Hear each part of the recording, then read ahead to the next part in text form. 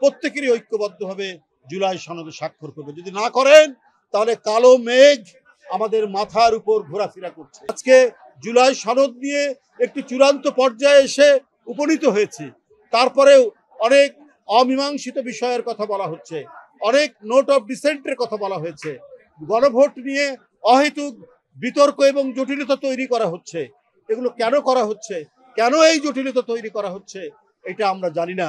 যেখানে প্রত্যেকটি রাজনৈতিক দল জুলাই সনদ নিয়ে তারা যখন একটি ঐক্যমতে আসার প্রচেষ্টা চালাচ্ছেন, তখন আবার এই ছোটখাটো বিষয়টা নিয়ে একটি বৃহত্তর বিষয়, আগামী দিনের গণতন্ত্রের স্থায়িত্ব, আইনের শাসন, গণতান্ত্রিক শাসন পদ্ধতি, জনমত, সংবাদপত্রের স্বাধীনতা, বাক স্বাধীনতা নিশ্চিত করার জন্য যে জুলাই সনদের কথা বলা হয়েছে সেটি যাতে বাস্তবায়ন করা যায়, এটি নিয়ে অনেক আলাপ আলোচনা হয়েছে, এটি নিয়ে অনেক বিতর্ক হয়েছে। বিতর্ক থাকার পর আজকে একটি ঐক্যমতে পৌঁছানো গেছে। তো ঐক্যমতে যখন পৌঁছানো গেছে সবকিছু মিলিয়ে, তাহলে আজকে গণভোট নিয়ে এবং অন্যান্য ছোটখাটো বিষয় নিয়ে এবং অনেকগুলো নোট অফ ডিসেন্ট দিয়ে এই বিলম্ব করা, এটা জনগণ ভালো মতো দিচ্ছে না। এবং জনগণ এটা একটা জটিলতা তৈরি হবে।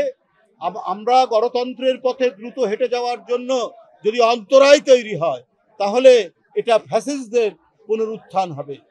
বন্ধুরা আমার, আমি তাই বলি যে আগামীকাল শুক্রবার প্রত্যেকটি রাজনৈতিক দল যারা আন্দোলন সংগ্রামী ছিলেন প্রত্যেকেরই ঐক্যবদ্ধভাবে জুলাই সনদে স্বাক্ষর করবে। যদি না করেন তাহলে কালো মেঘ আমাদের মাথার উপর ঘোরাফেরা করছে।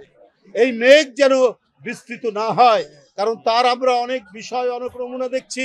একটি রাজনৈতিক দল ইসলাম নিয়ে রাজনীতি করেন, তিনি বলছেন উপদেষ্টাদের কল রেকর্ড করেছেন। ভাই, আপনি রাজনৈতিক দল, উপদেষ্টারা সরকার চালাচ্ছে, তার কল রেকর্ড আপনারা পেলেন কি করে? যদি এটা মিথ্যা হয় তাহলে ইসলামের নামে আপনারা মিথ্যা কথা বলছেন। আর যদি সত্য হয় তাহলে আপনারা উপদেষ্টাদের কল রেকর্ড কারা আপনাদের কাছে দিচ্ছে? তাহলে রাষ্ট্রের যে একটা সুসংবদ্ধ অবস্থা, একটা আর্টিকুলেশন যে অবস্থা, সেটি কি তাহলে নেই? তাহলে উপদেষ্টাদের কল রেকর্ড একটি রাজনৈতিক দলের নেতার কাছে কি করে সেটি পৌঁছালো? এইটা আজকে জনগণের বড় প্রশ্ন।